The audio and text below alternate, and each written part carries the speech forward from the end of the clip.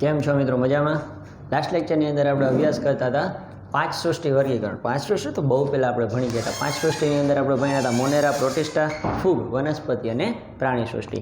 ત્યાર પછી આપણે વાત કરતા હતા કે જે 5 સૃષ્ટિ વર્ગીકરણ આપણને વિટેકરે આપ્યું હતું, RH વિટેકરે 1969ની અંદર. આ વિટેકરના વર્ગીકરણમાં અમુક એવા સજીવો હતા જે એકકોષી હતા, નાના હતા, અમુક બહુકોષી પણ હતા જે સાઇઝમાં થોડા એવા મોટા હતા નાના કરતાં.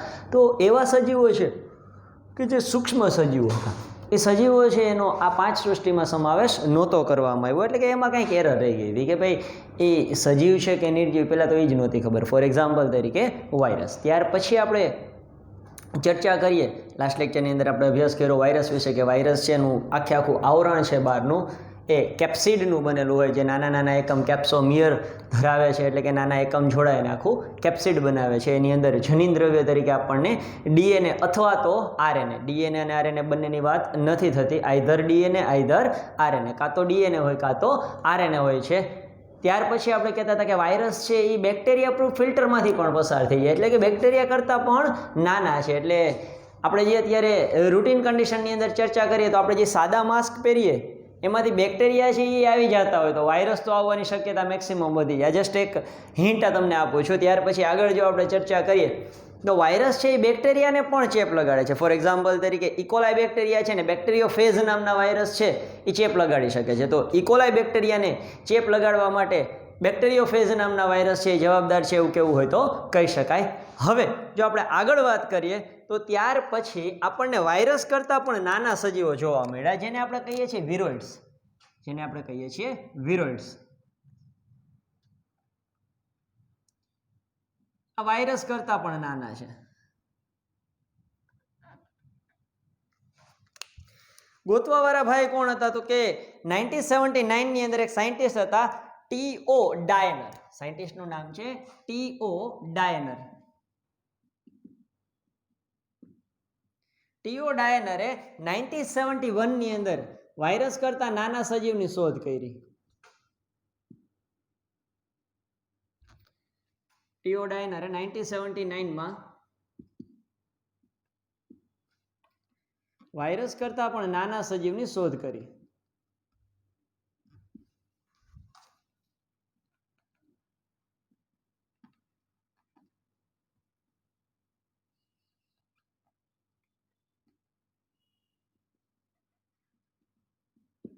જેને નામ આપવામાં આવ્યું વિરોઇડ્સ. જેને વિરોઇડ્સ એવું નામ આપવામાં આવ્યું.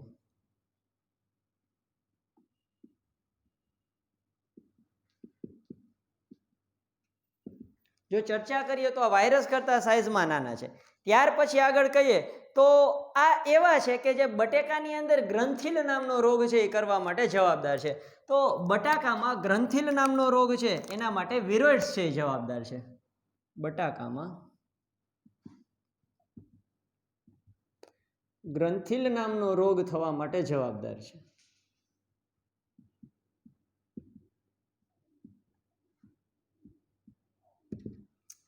જનીન દ્રવ્ય તરીકે આની અંદર શું જોવા મળે? તો કે જનીન દ્રવ્ય તરીકે આની અંદર આપણને આરએનએ જોવા મળે છે અને એ ફ્રી ફોર્મની અંદર હોય. તો કે જનીન દ્રવ્ય તરીકે આરએનએ ધરાવે છે.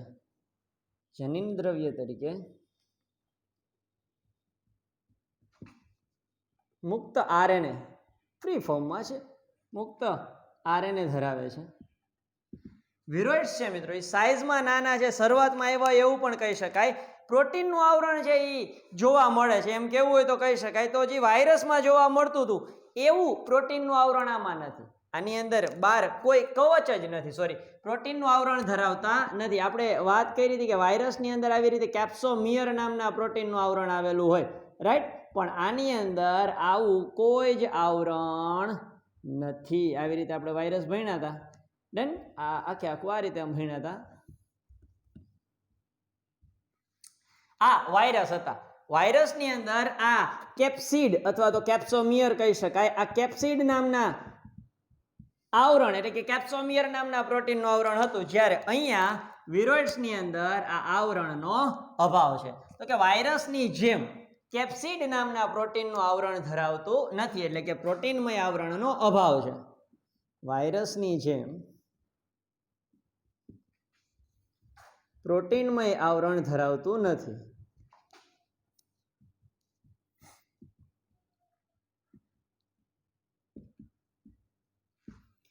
એટલે કે કવચ છે એ આપણને જોવા મળતું નથી. આ આવરણ છે એનો અભાવ છે ને એટલા માટે જ એને વિરોઇડ્સ નામ આપવામાં આવ્યું છે કે પ્રોટીનમય આવરણના અભાવના કારણે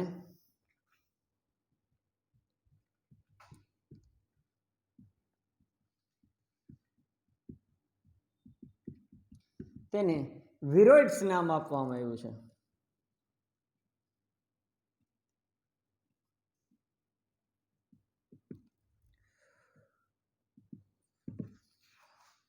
જો આગળ આપણે આમના વિશે ચર્ચા કરીએ તો વિરોઇડ્સ છે એની અંદર આપણને આરએનએ છે એ જોવા મળે છે અને એનો આણ્વીય ભાર એટલે કે એનો મોલેક્યુલર વેઇટ છે એ વાયરસ કરતા ઓછો હોય છે. તો કે વિરોઇડ્સમાં આણ્વીય ભાર એટલે કે વિરોઇડ્સના આરએનએ નો આણ્વીય ભાર છે એ વાયરસ કરતા ઓછો છે. વિરોઇડ્સમાં આરએનએ નો આણ્વીય ભાર એટલે કે અણુભાર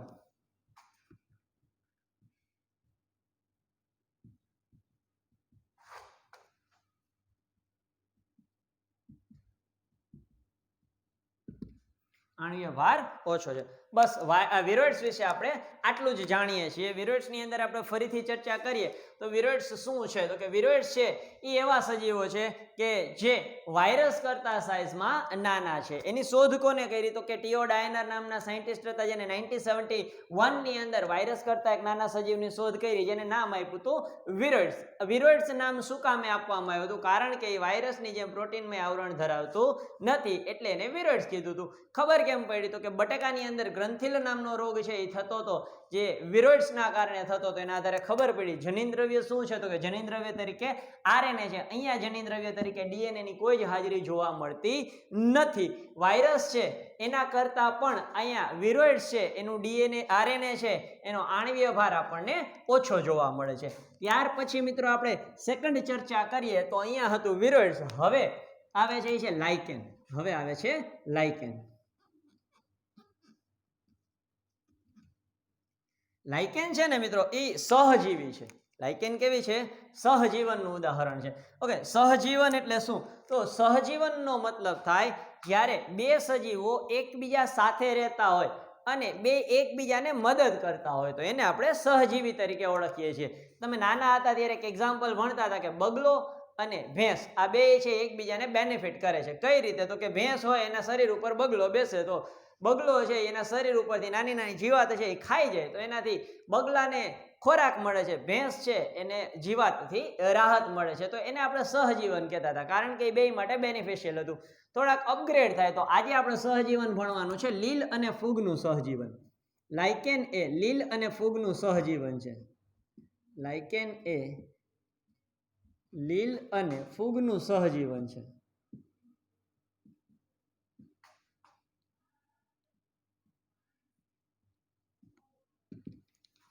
આમાં બે પ્રકારના ઘટકો છે. લીલના ઘટકો છે એ ખોરાક બનાવવાનું કામ કરે કે લીલ છે એની પાસે હરિત દ્રવ્ય હોય. લીલ એટલે આપણે અગાઉ જ કહી શકીએ કે ક્લોરોફિલ ધરાવે છે. તો લીલ છે હરિત દ્રવ્ય ધરાવે છે.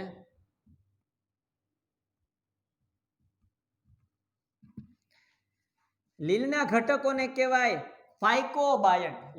લીલના ઘટકોને કહેવાય ફાઇકોબાયન્ટ. લીલ છે એના ઘટકોને ફાઇકોબાયન્ટ. લીલના ઘટકોને ફાઇકોબાયન્ટ કહે છે. જ્યારે આપણે વાત કરીએ ફૂગના ઘટકો એને માઇકોબાયન્ટ કહે છે. ફૂગ છે ને અભ્યાસને માઇકોલોજી કહેવાય તો એના ઘટકોને માઇકોબાયન્ટ કહેવાય. ફૂગના ઘટકોને માઇકોબાયન્ટ.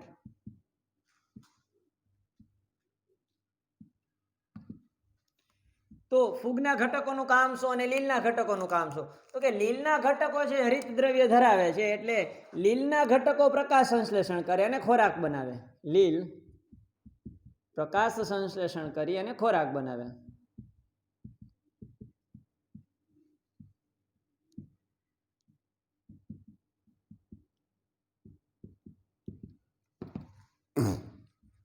પાછો ક્વેશ્ચન ઊભો થાય કે જો લીલ છે એ પ્રકાશ સંશ્લેષણ કરી અને ખોરાક બનાવતી હોય તો એને પોષણની જરૂર પડે, એને ભેજની જરૂર પડે. એ ભેજ કોણ આપે? તો એ ભેજ ફૂગ શોષણ કરીને આવે. તો ફૂગના ઘટકો ભેજનું શોષણ કરી પાણી પૂરું પાડે છે. ફૂગ છે એ વાતાવરણમાંથી ભેજનું શોષણ કરી શકે છે.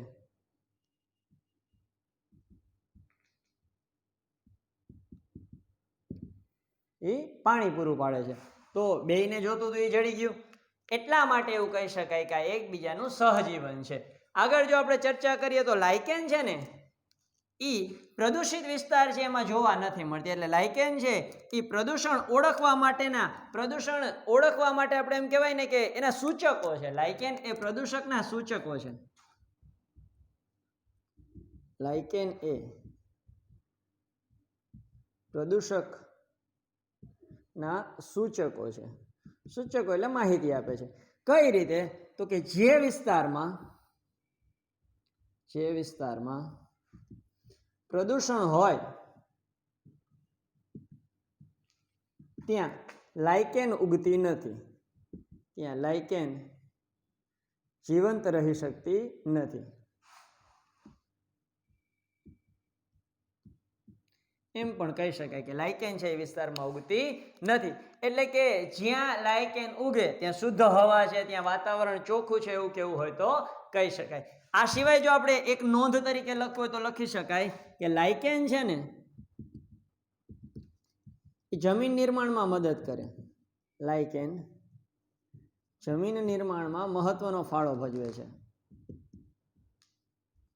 લાઇકેન એ જમીન નિર્માણમાં મદદરૂપ થાય છે. કેવી રીતે મદદરૂપ થાય છે જો એની ચર્ચા કરીએ તો લાઇકેન ક્યાં જોવા મળે તમને ખ્યાલ હોવો જોઈએ. લાઇકેન છે એ ખડકો ઉપર જોવા મળે. લખી નાખીએ એ ક્યાં જોવા મળે છે. લાઇકેન એ ખડકો પર જોવા મળે છે. જો લાઇકેન ખડક ઉપર જોવા મળે તો સિમ્પલ ઉદાહરણ તરીકે વિચારો કે આ આખો છે એ ખડક છે, આખો પથ્થર જ છે. આ ખડક ઉપર અહીંયા લાઇકેન થાય. આખી છે એક માની રહ્યું કે આખી લાઇકેન છે. આ લાઇકેન છે એ એના નાના નાના મૂલાંગો હોય ને એ આવી રીતે ખડકની અંદર દાખલ કરે. ખડકમાં દાખલ કરે એટલે ખડકની અંદરથી એ મૂલાંગો ટકી રહેવા માટે દાખલ થાય અને આ મૂલાંગોના કારણે ખડકમાં નાની નાની તિરાડ પડે, ક્રેક પડે. આ ક્રેક છે એ ધીમે ધીમે મોટા થાય અને પથ્થર છે એ ધીરે ધીરે એકબીજા સાથે ઘસાય ત્યારે નવી જમીનનું નિર્માણ થાય. અને જમીન નિર્માણની જે આ પ્રક્રિયા છે એમાં લાઇકેન છે એ આપણને મદદરૂપ થાય છે. તો જમીન નિર્માણની પ્રક્રિયા જેને આપણે પેડોજીનેસિસ કહીએ છીએ એમાં લાઇકેન મદદરૂપ થાય છે. જમીન નિર્માણમાં મદદરૂપ થાય છે જેને આપણે કહીએ છીએ પેડોજીનેસિસ. જમીન નિર્માણ જેને પેડોજીનેસિસ કહેવાય.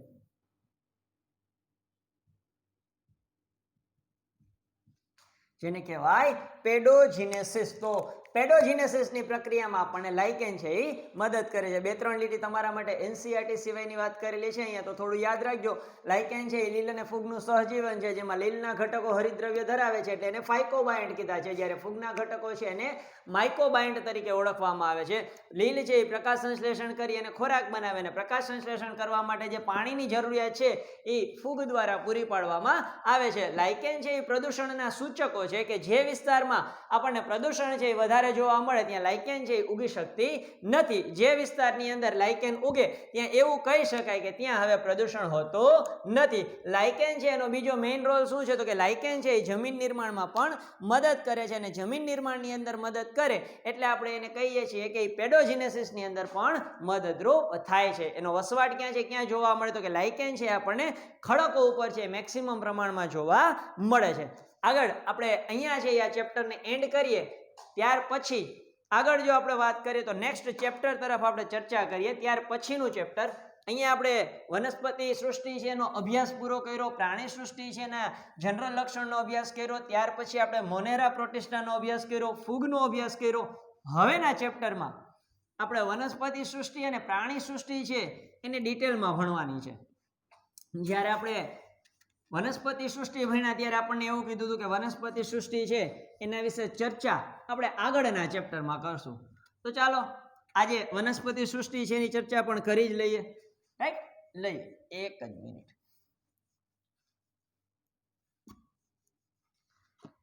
આગળ જો આપણે વાત કરીએ તો વનસ્પતિ સૃષ્ટિ આગળના ચેપ્ટરની અંદર, એટલે કે હમણાં જે આપણે ચેપ્ટર ફિનિશ કર્યું એની અંદર આપણે જૈવિક વર્ગીકરણમાં આપણે ભણ્યા હતા કે RH વિટેકરે છે આપણને 5 સૃષ્ટિ વર્ગીકરણ આપ્યું હતું. આ 5 સૃષ્ટિમાં હતું મોનેરા, પ્રોટિસ્ટા, ફૂગ, વનસ્પતિ અને પ્રાણી. આ 5ની અંદર જો તમે ચર્ચા કરો તો અમુક સભ્યો છે એમાં એને જે વર્ગીકરણ આપ્યું એમાં થોડીક મિસ્ટેક કેવી હોય તો કહી શકાય, એટલે એની મિસ્ટેક સુધારી છે. કેવી રીતે આ વર્ગીકરણ છે એમાં મિસ્ટેક સુધારી? તો આ 5 સૃષ્ટિ વર્ગીકરણ હતું એમાં એને કોષની જટિલતા જોઈ, એને પોષણ પદ્ધતિનો પ્રકાર જોયો, ત્યાર સિવાય એને કોષ દિવાલ હાજર છે કે નહીં એની અભ્યાસ કર્યો હતો, ત્યાર પછી અંગિકાની હાજરી છે કે નહીં એનો અભ્યાસ કર્યો અને એના વસવાટને ધ્યાનમાં લીધો. આટલી વસ્તુ ઉપરથી RH વિટેકરે આપણને 5 સૃષ્ટિ વર્ગીકરણ આપ્યું. એની સાથે સાથે એને શક્ય હોય એટલું ઇવોલ્યુશન છે એનો પણ ધ્યાન રાખ્યો. તો આગળ લઈએ તો RH વિટેકરના વર્ગીકરણ પહેલા, જ્યારે વિટેકરે વર્ગીકરણ આપ્યું એ પહેલા એક વર્ગીકરણ હતું જે આપણને લિનિયસે આપ્યું હતું. સર્વપ્રથમ આપણને દ્વિસૃષ્ટિ વર્ગીકરણ છે એ લિનિયસે આપ્યું હતું. અને જો આપણે લિનિયસના વર્ગીકરણની વાત કરીએ તો લિનિયસના વર્ગીકરણમાં 2 જ સૃષ્ટિ હતી, પ્રાણી સૃષ્ટિ, વનસ્પતિ સૃષ્ટિ. એમાં બીજી કોઈ સૃષ્ટિ છે એનો સમાવેશ નહોતો. એમાં એવું કહેતા હતા કે જેમાં કોષ દિવાલ હોય વનસ્પતિ સૃષ્ટિ, જેમાં કોષ દિવાલ નથી પ્રાણી સૃષ્ટિ. તો વિચારો એવા કેટલા જ સભ્યો હતા કે જે આપણને 5 સૃષ્ટિમાં જોવા મળ્યા કે જેમાં કોષ દિવાલની હાજરી હતી. તો કે કોષ દિવાલની હાજરી છે એવા સભ્યોની ચર્ચા કરીએ તો મને યાદ છે ત્યાં સુધી તો પ્રોટિસ્ટામાં કોષ દિવાલ હતી, મોનેરામાં હતી, ફૂગમાં હતી. તો જો આપણે ચર્ચા કરીએ વનસ્પતિ સૃષ્ટિના વર્ગીકરણમાં,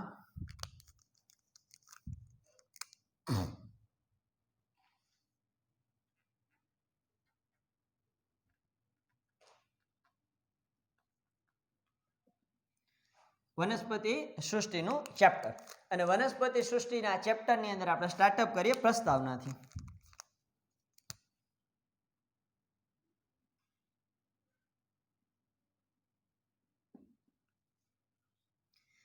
એમાં જો આપણે વાત કરીએ તો વિટેકરના વર્ગીકરણ પહેલા, RH વિટેકરે આપેલ વર્ગીકરણ પહેલા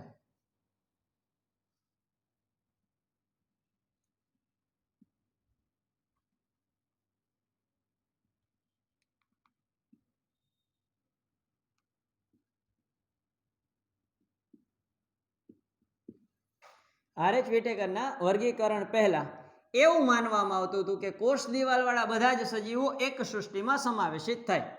પહેલા કોષ દિવાલ ધરાવતા બધા જ સજીવોનો સમાવેશ એક સૃષ્ટિમાં થતો હતો. કોષ દિવાલ ધરાવતા બધા જ સજીવોનો સમાવેશ એક જ સૃષ્ટિમાં થતો હતો.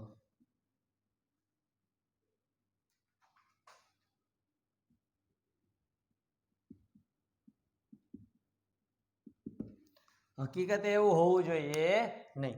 તો ક્યાં એરર હતી? RH વિટેકરને જો યાદ કરો તો સૌ પ્રથમ આવે મોનેરા,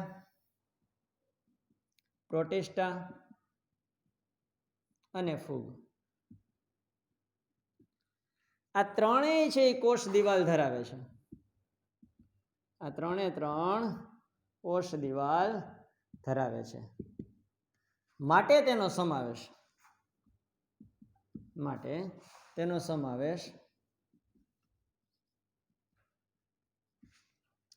વનસ્પતિ સૃષ્ટિમાં થતો હતો.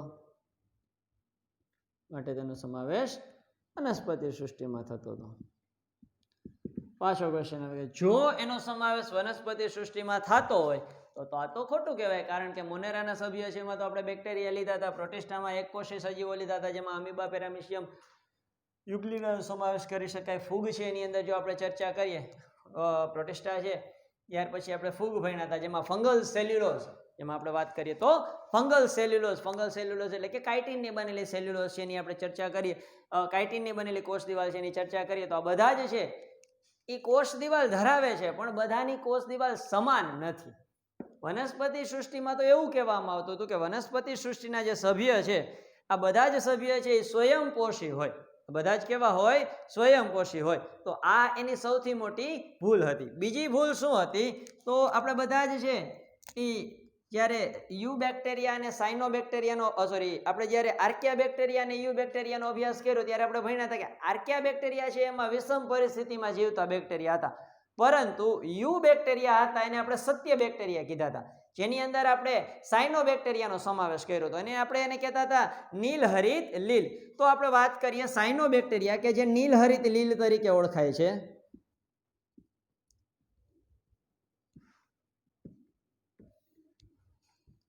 કે જે નીલહરિત લીલ તરીકે ઓળખાય છે.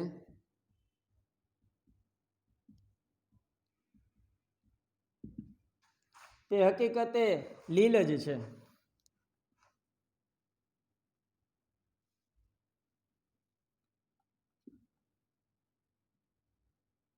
હકીકતે શું છે?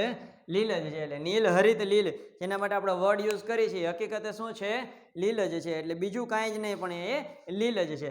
આ ચેપ્ટરની અંદર આપણે થોડાક વનસ્પતિ છે એના ઘટકોનો અભ્યાસ કરશું. એટલે વનસ્પતિનું જો ઇવોલ્યુશનની આપણે ચર્ચા કરીએ તો આ પ્રકરણની અંદર આપણે લીલ, દ્વિઅંગી, ત્રિઅંગી, અનાવૃત બીજધારી અને આવૃત બીજધારીનો અભ્યાસ કરવાના છીએ. તો આ પ્રકરણમાં આપણે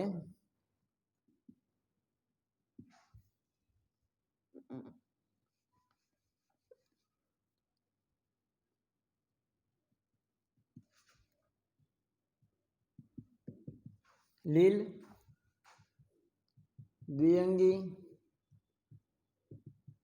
ત્રિઅંગી, અનાવૃત બીજધારી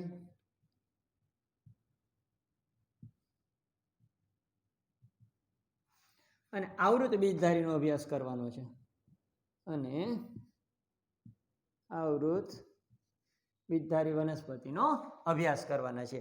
તો આ 5 વનસ્પતિ છે એનો અભ્યાસ છે એ આપણે શેના આધારે કરીએ છીએ? તો ભાઈ વર્ગીકરણ જ્યારે સૌ પ્રથમ કરવામાં આવતું હતું ને, આ વર્ગીકરણ છે ને એ કૃત્રિમ હતું. સૌ પ્રથમ જે વર્ગીકરણ હતું એ કેવું હતું?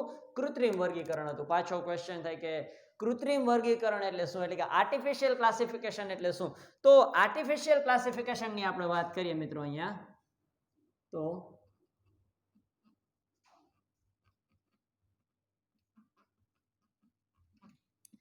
કૃત્રિમ વર્ગીકરણ જેને આપણે ઇંગ્લિશમાં આર્ટિફિશિયલ ક્લાસિફિકેશન કહીએ છીએ,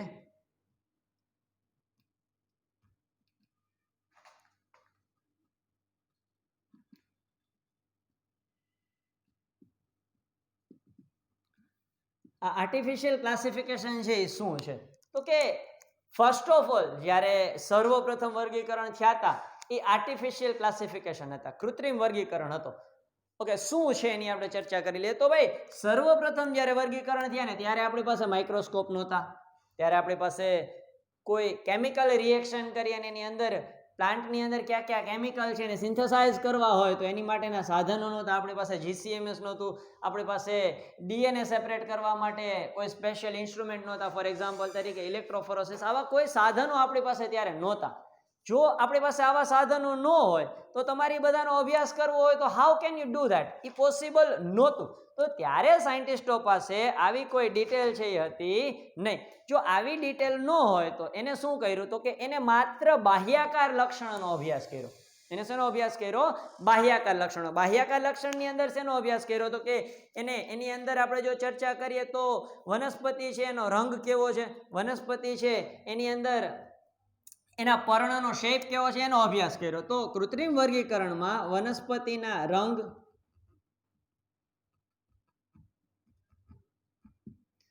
પર્ણ, વનસ્પતિના રંગ, પર્ણનો આકાર,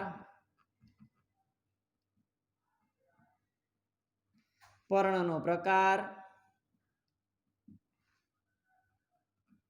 ત્યાર પછી વાત કરીએ તો પુંકેસર,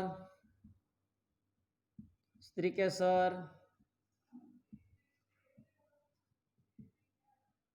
ટૂંકમાં તો એમ જ કે છે કે પુંકેસરની ગોઠવણી. આટલા લક્ષણ છે એનો અભ્યાસ કર્યો. તો કે વનસ્પતિના પર્ણ, પુષ્પ છે એનો અભ્યાસ કર્યો, વનસ્પતિના પર્ણનો આકાર, પર્ણનો પ્રકાર, આ બધાની ગોઠવણી છે એના આધારે વર્ગીકરણ આપ્યું. તેના જેવા ગોઠવણી જેવા બાહ્યાકાર લક્ષણોના આધારે વર્ગીકરણ થયું. જેવા બાહ્યાકાર લક્ષણોના આધારે આ વર્ગીકરણ આપવામાં આવ્યું.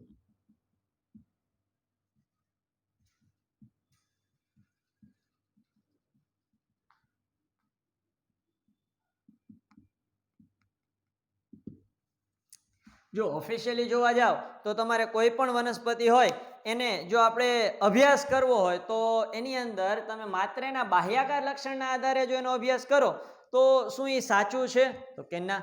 આ કૃત્રિમ પદ્ધતિ છે એ કોના દ્વારા આપવામાં આવી હતી? તો કે આ પદ્ધતિ છે કૃત્રિમ વર્ગીકરણ એ લિનિયસ દ્વારા આપવામાં આવ્યું હતું. આ પદ્ધતિ લિનિયસ દ્વારા આપવામાં આવી હતી.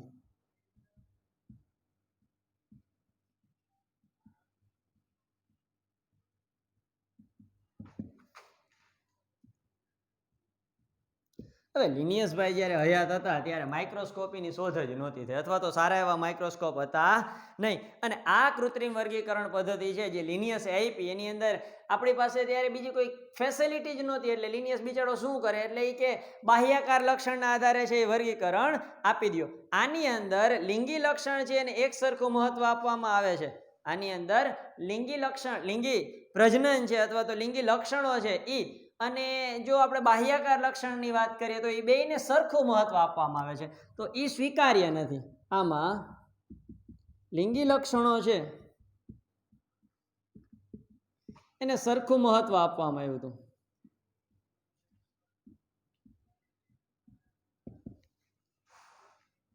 ફોર એક્ઝામ્પલ તરીકે આપણે વાત કરીએ તો દરેક વનસ્પતિ છે એની અંદર લિંગી પ્રજનન છે એક સરખી રીતે થાય એવું માની લઈએ તો એ પોસિબલ નથી.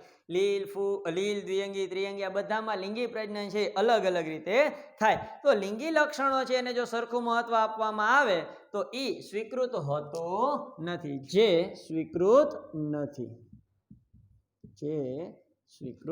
નથી. તો ભાઈ શું ફેર હોય? તો કે નિમ્ન કક્ષાની વનસ્પતિ હોય ને એમાં ફલન માટે પાણીની જરૂર પડે.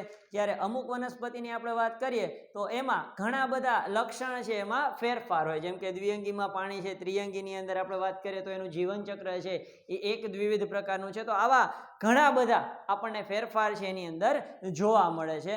તો આગળ કહે છે કે ઘણીવાર વાનસ્પતિક લક્ષણ છે એની અંદર શું ફેરફાર થાય? તો કે વાનસ્પતિક લિંગી લક્ષણ અને વાનસ્પતિક લક્ષણ બેયને સરખું મહત્વ આપવામાં આવ્યું. તો કે ભાઈ એ સ્વીકાર્ય નથી, કારણ કે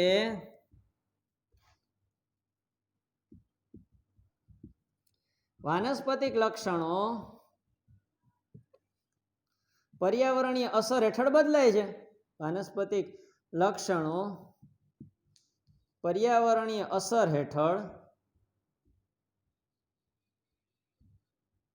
બદલાય છે.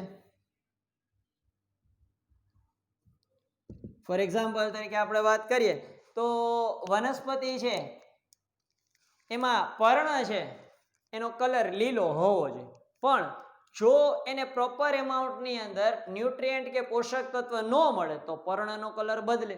હવે તમે કલરના આધારે વનસ્પતિના રંગના આધારે એને છૂટા પાડો તો સિમ્પલ છે કે પોસિબલ નથી. કે આપણે એમ કે લીલા કલરના પાન હોવા જોઈએ પણ ન્યુટ્રિશન જ નથી તો એ પીળા કલરના પડી ગયા, અથવા તો રતાશ પડતા થઈ ગયા, અથવા તો પાંડુ વર્ણ થઈ ગયા, તો આ લક્ષણ છે એ ન ગણી શકાય. બીજું, પર્ણનો આકાર, તો ભાઈ એને ન્યુટ્રિશન પ્રોપર નથી મળતું. જેવું તમે પપૈયામાં જુઓ છો લીફ કર્લનો ડિસીઝ, એટલે પપૈયાના પાંદડામાં કોકડું વળી જાય, તો શું એ પપૈયાની બીજી વેરાયટી થઈ ગઈ? ના, એ નથી, કારણ કે એમાં રોગ છે, એ બેક્ટેરિયાના લીધે થતો રોગ છે. તો આ બધા જ લક્ષણો છે એ વાનસ્પતિક લક્ષણ કહેવાય જે પર્યાવરણીય અસર તળે બદલાય છે.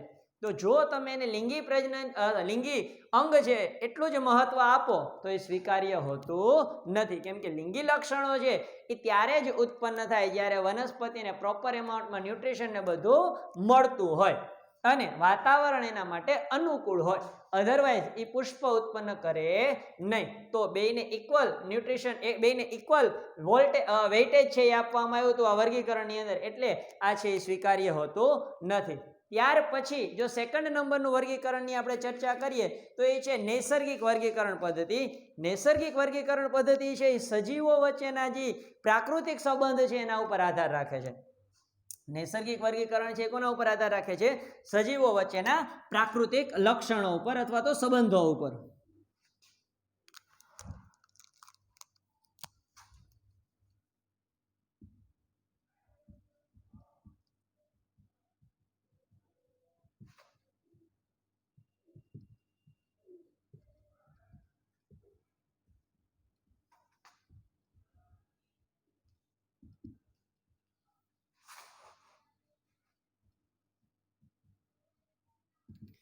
નૈસર્ગિક ક્લાસિફિકેશનની આપણે વાત કરીએ તો એની અંદર આપણે માત્ર બાહ્યાકાર રચનાનો જ નથી અભ્યાસ કરતા, તો એની અંદર શું શું અભ્યાસ થાય છે? તો નૈસર્ગિક ક્લાસિફિકેશન છે અથવા તો નેચરલ ક્લાસિફિકેશન છે, એની અંદર ઘણા લક્ષણો જેમ કે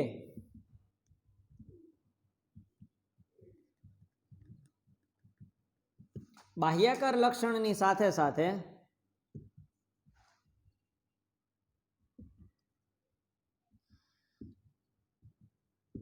અંતસ્થ રચના,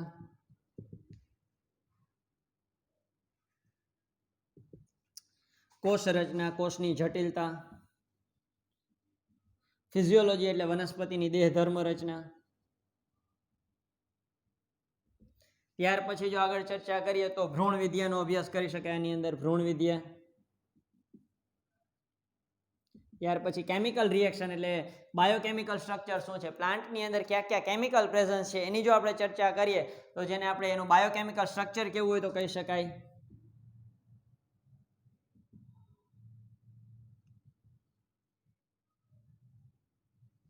આ બધી જ વસ્તુ ઉપર આધાર રાખે છે. ફોર એક્ઝામ્પલ તરીકે કોઈ વનસ્પતિ છે એની આંતરિક રચના શું છે, બાયોકેમિકલ રિએક્શનને આપણે વનસ્પતિ રસાયણ વિદ્યા તરીકે પણ ઓળખીએ છીએ. હા, વનસ્પતિ રસાયણ વિદ્યા છે.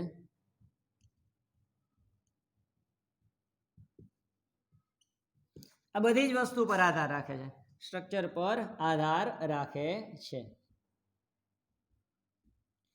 એક્ઝામ્પલ આપું ને તમને બાયોકેમિકલ સ્ટ્રક્ચરનું તો ઓસિમમ સેન્ક્ટમ એટલે તુલસી, જેને આપણે બેઝિકલી કહીએ છીએ તુલસી અથવા તો હોલી બેઝલ. ઓસિમમ એની અંદર આવેલું કેમિકલ છે એટલે એનું વૈજ્ઞાનિક નામ પડ્યું ઓસિમમ સેન્ક્ટમ. તો જેની અંદર આપણે એનું બાયોકેમિકલ રિએક્શન જોયું કે ભાઈ એની અંદર કયા રસાયણ આવેલા છે એના આધારે આપણે એને સેપરેટ કરીએ છીએ. તો આ અલગ અલગ વર્ગીકરણ છે એની આપણે ચર્ચા કરી. પહેલું લીધું આપણે કૃત્રિમ વર્ગીકરણ કે જે માત્ર બાહ્યકાર લક્ષણના આધારે હતું, જેમાં લિંગી લક્ષણ અને વાનસ્પતિક લક્ષણ છે બેને સમાન વેટેજ આપવામાં આવ્યું હતું, બેને સમાન મહત્વ આપવામાં આવ્યું હતું. જ્યારે વાનસ્પતિક લક્ષણો છે એ તો જેમ સમય જાય છે, જેમ એન્વાયરમેન્ટમાં ફેરફાર આવે છે, એમ પર્યાવરણીય અસર હેઠળ એ બદલાય છે. પવન વધારે હોય તો પર્ણ છે એ પ્રોપર એમાઉન્ટમાં ડેવલપ પણ નથી થતા. તો આ બધા જ છે એ લક્ષણો એના ઉપર આધાર રાખે છે એટલે એ એક્સેપ્ટેબલ નહોતું. ત્યાર પછી બીજું વર્ગીકરણ આવ્યું નૈસર્ગિક વર્ગીકરણ, જેને આપણે નેચરલ ક્લાસિફિકેશન કહીએ છીએ. આ એક્સેપ્ટેબલ છે કારણ કે એની અંદર પ્રકૃતિ અથવા તો નેચર છે એના સંબંધો છે એને સ્વીકારવામાં આવ્યા. સજીવ છે એની અંદર કયા કેમિકલ છે, સજીવની અંદર અંતસ્થ રચના કેવી છે, સજીવની અંદર ચર્ચા કરીએ તો એની દેહ ધર્મ વિદ્યા કેવી છે, આ બધી જ વસ્તુ છે એનો અભ્યાસ થયો. એની કોષની જટિલતાનો અભ્યાસ થયો. આની સાથે સાથે જો ચર્ચા કરીએ ને તો સજીવ છે એની અંદર આંતરિક સ્ટ્રક્ચર કેવું છે, આ બધી જ વસ્તુનો અભ્યાસ કરીને આપણે નૈસર્ગિક ક્લાસિફિકેશન છે આપ્યું એટલે એ એક્સેપ્ટેબલ કેવું હોય તો કહી શકાય. તો મિત્રો આજના લેક્ચરમાં આપણે અહીંયા સુધી રાખીએ. નેક્સ્ટ લેક્ચરની અંદર આપણે આગળ છે એ ક્લાસિફિકેશનની પદ્ધતિ છે જે નેચરલ ક્લાસિફિકેશન છે એના વિશે થોડી ડીપમાં ચર્ચા કરશું અને પછી વનસ્પતિ સૃષ્ટિનો શરૂઆત કરશું. Thank you.